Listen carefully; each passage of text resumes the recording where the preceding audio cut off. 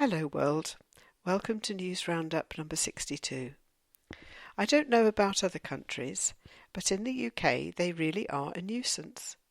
A story in the Daily Mail says that energy firms have pestered 4 out of 10 people with phone calls, texts and emails. The Citizens Advice Bureau reports that 1 in 4 had a family meal interrupted by a call, while 1 in 7 were contacted at work. Gas and electricity companies weren't the worst, however. Personal injury companies contacted 42% of people. Double glazing firms contacted 29%. Debt relief companies 23%. Extended warranty firms 14%. And pension unlocking companies 10%, according to a survey of 5,682 British adults contacted by the Capibus arm of Ipsos Mori. Gillian Guy, Chief Executive of national charity Citizens Advice, said, "We want to see cold calling given the cold shoulder. Cold calling is intrusive and annoying.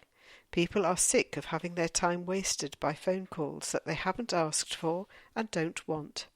You're telling me they're sick of it. I get lots, unfortunately." Ferret terror. The Daily Mirror reports that residents in a block of flats in Chilwell, Nottinghamshire, called the emergency services after they were terrorised by a ferret. Police, an ambulance and RSPCA staff responded to the distress call. Meryl Smith was attacked by the animal for an hour outside her door and needed treatment for bites to her ankle. When her neighbour tried to intervene, the ferret lunged at him, and despite being eventually caged, the ferret managed to bite the RSPCA officer who collected him. Poor little ferret, he obviously got outside of bed the wrong side, didn't he? What about this for instant fame? When waitress Rebecca Chew served film director Richard Curtis and his family at a restaurant in Polkerris, Cornwall, little did she realise what would result, reports the Mirror. Unknown to Rebecca, Curtis had been looking for an extra to play the role of a waitress in his time-travelling rom-com About Time, which has just been released, and decided that the 18-year-old fitted the bill perfectly. Curtis said, "She was so sweet when she was giving pizzas to our kids that we cast her in the film, and she came up and acted a crucial part of a waitress in a pret-a-manger." Rebecca commented, "There were quite a few takes, but I don't think I did anything wrong.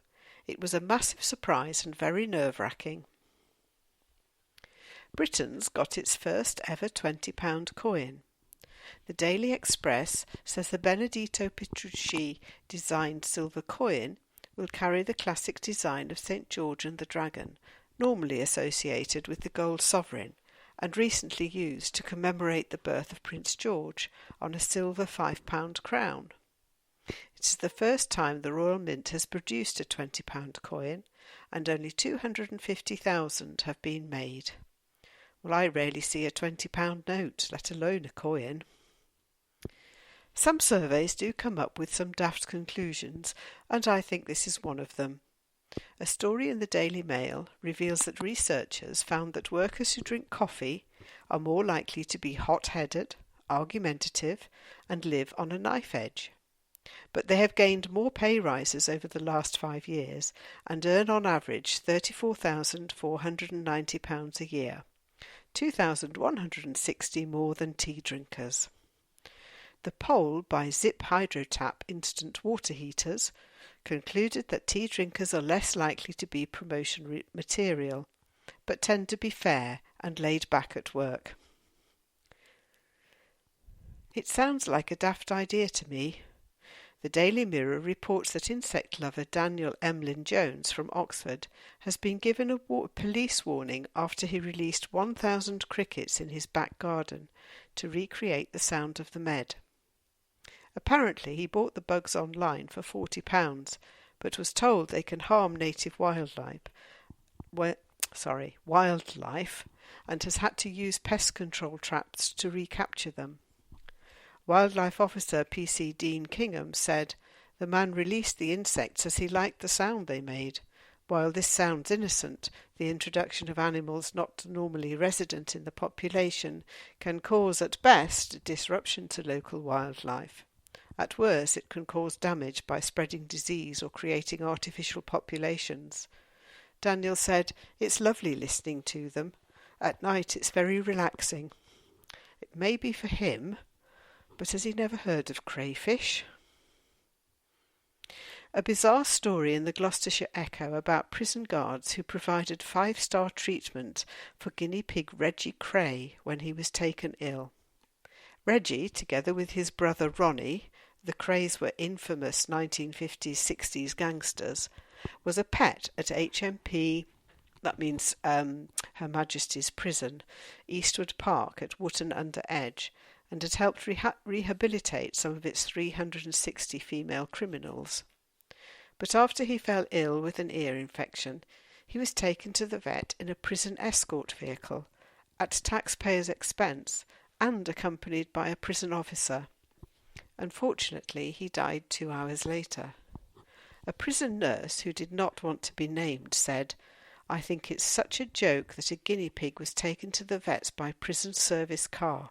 It took an officer off duty, and we are already short-staffed. Then later that day, a member of staff logged that there was a death in custody, but unbelievably it was the guinea pig. 2 vets arrived at 7:45 p.m. to confirm that the guinea pig was dead. In my opinion, this is such a scandalous waste of public funds. These guinea pigs have been living it up for some time. They're even on the roll check along with inmates, meaning they get checked on 4 times a day for their welfare." Oh my word, I don't know what to say to that. It's so embarrassing. Ouch. As a member of top British boy band One Direction, Louis Tomlinson is used to having 5-star treatment, but that wasn't the case when he played in a charity football match at Celtic Park in Glasgow. The BBC says that Louis was tackled so fiercely by the Aston Villa footballer Gabriel Agbonlahor that he ended up being sick on the touchline. "It was one of those things," said Agbonlahor. "I'll apologise to Louis when we meet up. I know he enjoyed playing in the game, and it's fantastic that he took time out to be here." Tomlinson's participation, along with Westlife singer Nicky Byrne and other celebrities, helped boost the attendance to a capacity 60,000 in Glasgow for a game organised to raise money for the Stilian Petrov Cancer Foundation. Petrov retired in May, having been diagnosed with leukemia in 2012. I wish him all the best. Hope you enjoyed it. Speak soon. Bye-bye.